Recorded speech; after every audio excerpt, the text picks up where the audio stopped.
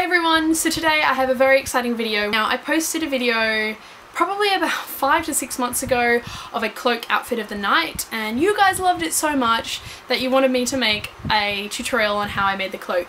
So 6 months later, here it is. Hey, I'm reliable, right? I gave it to you in the end. This is definitely not a crazy easy tutorial. Someone who's happy with their sewing machine and on friendly terms with their overlocker, I would say give it a go. The drafting itself isn't actually that hard. I used no pattern whatsoever. I just measured myself and went off that. So if you're not good at drafting, please give it a go, because that's not the hard part. It's just the time and labour to produce the garments. So it took me about 5 to 6 hours. No, that's a lie. It took me 5 to 6 hours, but that was definitely with taking like lunch breaks and tea breaks, and that wasn't like sewing the whole time. I would advise the same for you guys. If you give it a go, don't just like do it in one go. Maybe take a couple of days to do it, a couple of evenings to do it. Yes, if you want to learn how to make this tutorial, then please keep watching, and I hope you guys enjoy. So as you can see, I have gone for a wool blend outer and then a satin lining. This combination is preferable. It offers the best hang and fit for the garment.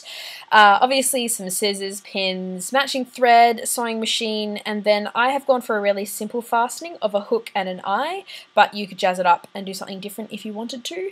Now this is an overall view of my pattern. As you can see, I drafted it from scratch, and it took a couple of turns for me to get it the right way that I wanted. Now if you don't have large bolts of paper lying around, you can always tape up newspaper. That is a really great option that you can definitely go for, or baking paper, and of course a Sharpie to draft the pattern.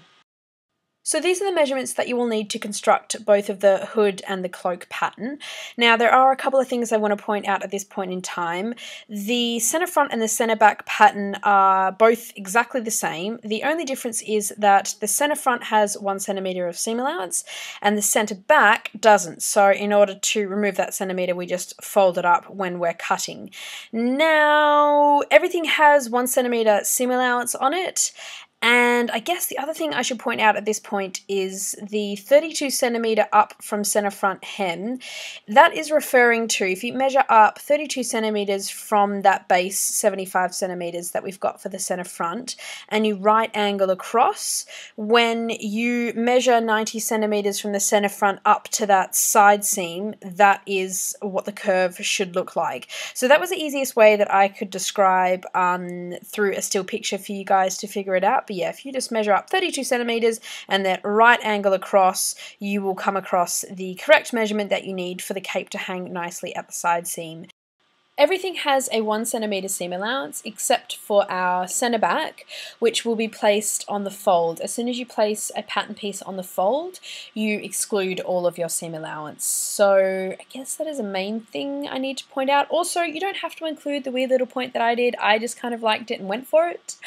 As for how many layers you want to cut out, you will cut out one of the centre backs, which is on the fold, and then 2 centre front pattern pieces. You will also want to cut out 2 hood pattern pieces, and then of course repeat that process for your lining fabric.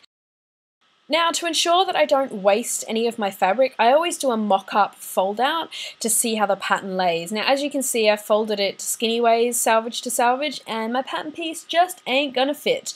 So I flipped it out the other way and, yeah, have laid my pattern down. So once you've sort of mocked out and worked out roughly how the pattern's gonna sit on your fabric, you can go ahead and pin out either your centre front or your centre back. I am pinning out my centre back first, which means I have to exclude my seam allowance. You guys got it right. So yes, that's what I'm doing at this point in time, and it is really important. I know it doesn't seem like it, but it is really important to make sure that you pin that centre back seam right along where the fabric folds, because if you put it out from where the fabric folds, you will get excess fabric, which will just mean a lot more pain and hassle when you are finishing the jacket later on.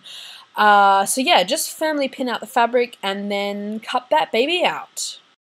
So it's now time to cut out my centre front, which means unpinning my centimetre of seam allowance and laying that out flat to make sure that I include it, as you see me doing here.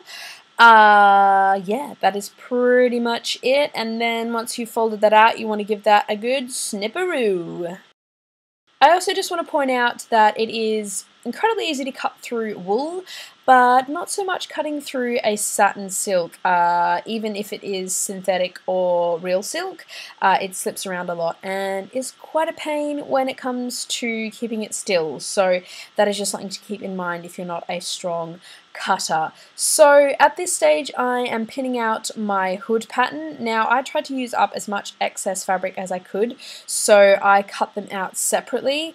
Now I have made this mistake so many times when I am cutting out the same pattern piece but separately on two different bits of fabric. Once you've cut out the first one, make sure you lay it so the fabric is good side to good side or bad side to bad side. If you were to lay it so both of the good sides were facing up, if that makes any sense, you would end up with two of the same sides of fabric. So when you came to stitch them together, you wouldn't be able to put the good side to the good side or the bad side to the bad side. It would just be this internal magnet haze of hell. So yeah, just make sure that the fabric is placed so it's either facing opposites or it's facing like right side to right side. And that is all I will say about that, because I've made that mistake so many times. So hopefully you guys will not have to go through the same thing that I have had to go through. Then comes the time-consuming part of repeating everything that you just did with the wool again with the satin lining. Now, satin is really hard to work with, especially if you're a beginner, but it really is the only option for the lining of a cloak like this, just because it slips nicely against your outer fabric. By outer fabric, I mean your outer clothing. So it really is the only option, but yeah, just take your time with it because you don't want to cut that and it be off slightly, because it'll be frustrating, that is for sure. Now we want to lay our hood pattern so it is good side to good side as always, and starting at the center back seam, just stitch that baby up. So we want to make sure we leave the center front part of the hood open and the neck part of the hood open. We're just stitching that back seam right the way round. And then once you have done that, you can, well, this is obviously what it should look like if you guys are at all confused. And then you want to start working on the actual cloak. Now, hopefully that is pretty self-explanatory as well.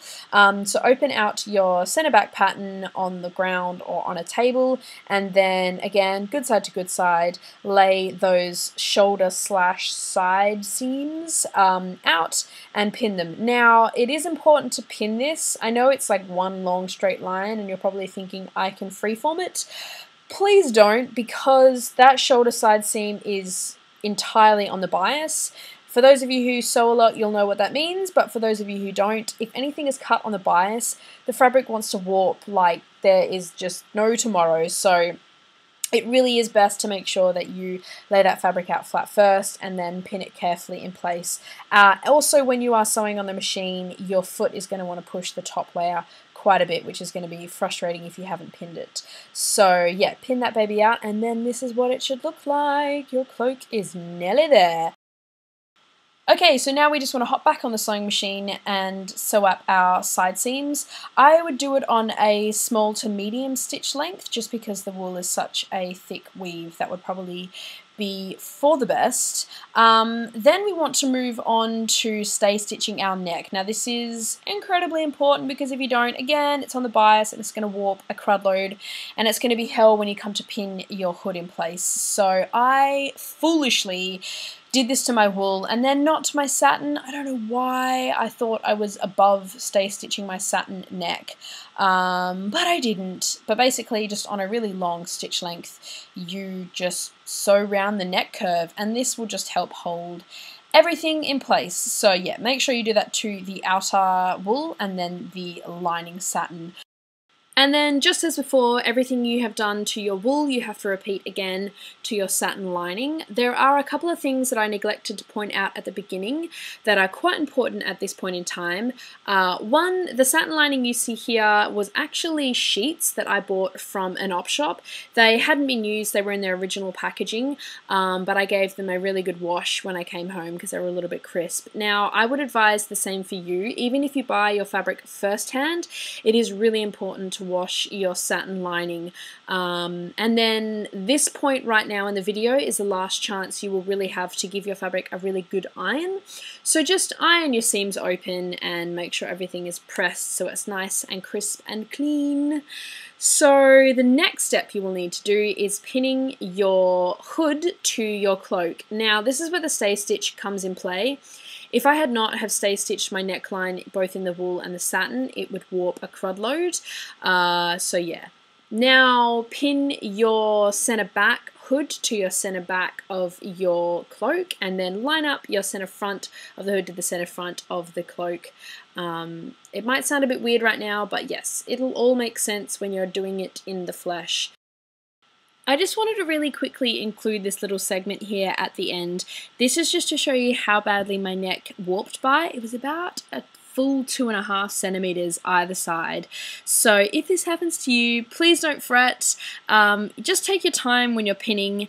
The satin silk is quite a malleable fabric and you can pretty much make it go back into any shape that it was before. So then you want to hop back on your sewing machine and on a small to medium stitch length stitch your hood to your cloak, and then you're nearly halfway there. The next very important step, which a lot of people forget when they sew, is to snip back your neck seam. Now because the neck seam's on quite a strong curve, snipping into our excess seam allowance is very important, but make sure that you do not snip through that seam that we just stitched.